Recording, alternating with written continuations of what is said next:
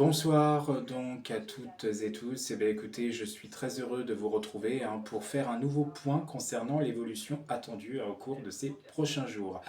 Alors, déjà, les températures restent très très élevées sur une grande partie de la France. Les températures et la canicule qui se poursuit avec tous les départements du nord-est, là, y compris la région parisienne et l'ensemble de la région centre-est, du centre-est et l'ensemble du sud en fait, qui est en vigilance soit orange ou rouge encore, et le sud-ouest et le centre-est en rouge notamment.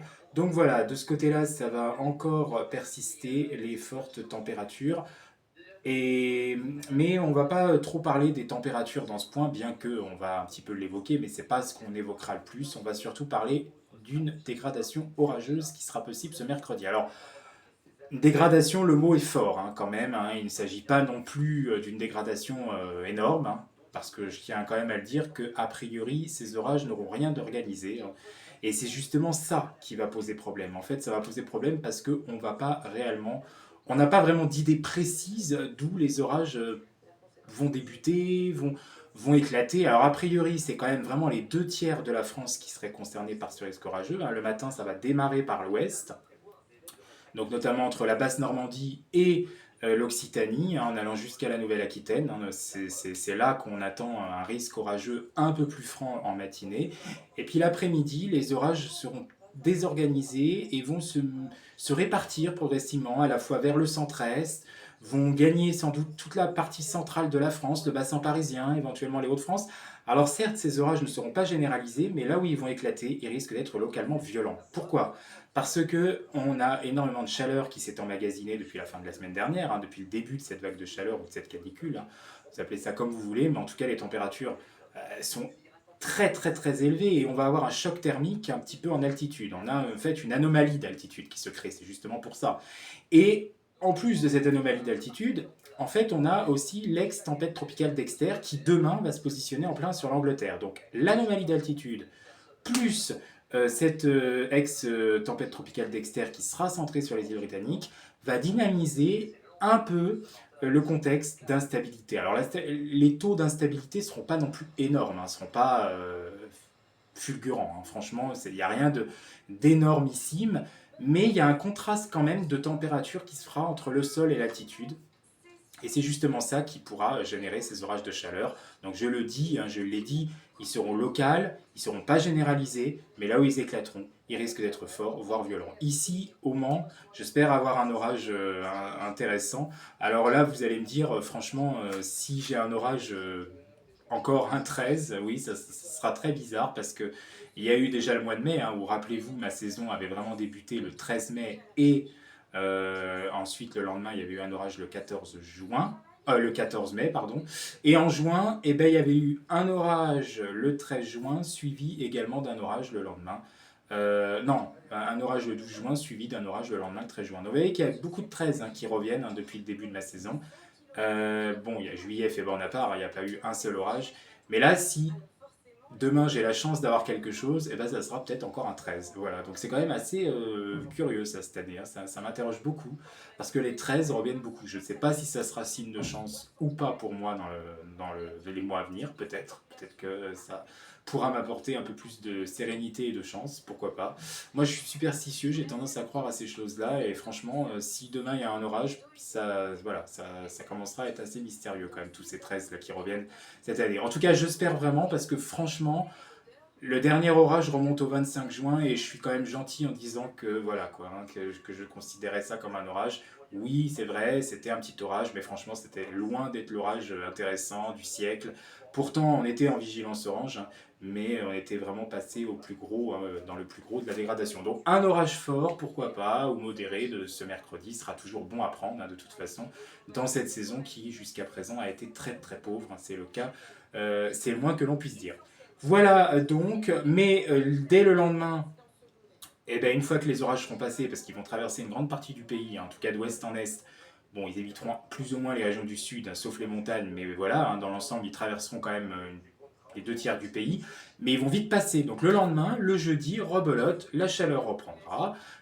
Si on a eu une petite baisse relative dans le nord-ouest ce mercredi, ça ne durera pas. De toute façon, le ressenti sera quand même lourd ce mercredi. Mais derrière, direct, ça recommence parce qu'on a une nouvelle goutte froide qui va se créer au large du Portugal et qui va faire office de pompe à chaleur. Et là, on aura de nouveau une accentuation donc, de cette canicule ou de cette vague de chaleur à compter de la journée de jeudi. Il y aura encore quelques orages jeudi en montagne, et éventuellement peut-être encore le matin pour l'extrême nord-est de la France, mais surtout en montagne, ça se cantonnera plus en montagne, là le risque de nouveau pour jeudi. Ailleurs, ça sera un temps plutôt bien lumineux, voire très ensoleillé, et pour les jours prochains aussi. Alors, à quand on pourrait espérer une sortie, mais là, voilà, ça fera office d'un prochain point météo. Je ne vais pas trop prononcer pour l'instant sur la suite. On pourrait, je dis bien on pourrait, commencer vraiment à sortir de la canicule progressivement à compter du 19 août, du 19 ou 20 août en tout cas. D'abord par l'ouest et ensuite de façon généraliste, passer donc la dernière décade d'août, quasiment. On arrivera quasiment à la toute fin du mois. Donc vous voyez qu'au final, de toute façon, sans surprise, ce mois d'août terminera sans doute largement au-dessus des moyennes de saison. Après le mois de juillet qui n'aurait pas été énormissime dans l'excédent de température, et bien là on sera reparti au mois d'août, sans doute un peu comme juin. Bon, on verra bien tout de même la dernière décade, qu'est-ce que ça pourrait nous réserver si la baisse est importante, ça limitera peut-être un peu la casse, comme on dit, mais bon, il ne faut pas s'attendre, à mon avis, à une baisse non plus, peut-être une baisse importante, mais qui ne changera pas vraiment le combiné, de toute façon, de ce qui se sera passé sur l'ensemble de ce mois d'août 2025. En tout cas, ça pourrait possiblement nous ramener, là, par la suite, à compter du 19-20 août, de très puissantes dégradations orageuses. Donc, au final, peut-être que finalement, les orages et la saison n'est pas finie. Voilà, on peut encore avoir de bonnes surprises. J'étais assez pessimiste quand je vous avais fait ma vidéo il y a à peu près 15 jours. Ouais, c'est ça, oui, c'est à peu près 15 jours quand j'avais fait mon bilan, mon pré-bilan de cette saison 2025. Maintenant, je suis un petit peu plus optimiste pour ce qui pourrait se passer à compter du 20 et qui pourrait peut-être un peu durer un petit peu plus longtemps, là, cette fois-ci. Voilà, on serait reparti peut-être dans un temps beaucoup plus orageux, de façon un peu plus durable. Et du coup, ça finirait de toute façon par faire baisser les températures. Vous allez me dire, c'est encore à prendre avec beaucoup de pincettes tout ça, parce que déjà, on arrive progressivement à la fin de l'été en météo. Ça y est, l'automne météorologique, ça sera le 1er septembre, pour rappel, et on commence à voir des tempêtes tropicales, des ex-tempêtes tropicales sur l'Atlantique, et ça, on sait que ça fout un vrai bordel dans les modèles météorologiques. C'est le cas chaque année, de toute façon, on a affaire à ça. Donc parfois, c'est vrai que oui, les modèles peuvent être encourageants et au final, après, ils pourront encore évoluer et peut-être dans un scénario qui ne nous plaira pas ou inversement, vous voyez, ça peut être pourri au départ, puis ça peut se réaméliorer par la suite. Donc voilà, ils vont beaucoup bouger de toute façon les modèles au cours de ces prochaines semaines. Il ne va pas falloir trop vous y fier. Voilà. On pourra les regarder, continuer à les regarder, les observer comme on a l'habitude de le faire, mais il ne faudra pas non plus se dire oui, c'est sûr que c'est ça, c'est ce scénario-ci qui se passera. Ça pourra forcément peut-être évoluer en bien ou en mal, ça restera à voir. Et c'est Dame Nature, au final, qui décidera tout cela. Voilà, bonne soirée à vous toutes et à vous tous. Soyez quand même prudents demain avec ces quelques orages. Bon, je vous ai dit, c'est pas une dégradation du siècle, mais quand même, on se méfie avec toute la chaleur emmagasinée ces derniers temps.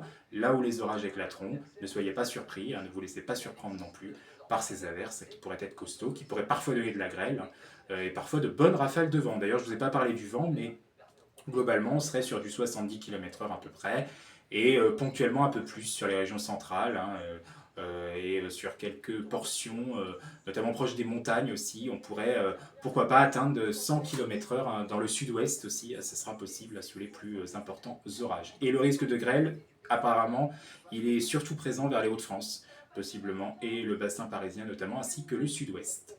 Voilà, bonne soirée à tous, merci pour votre fidélité, et merci d'avoir regardé ce point.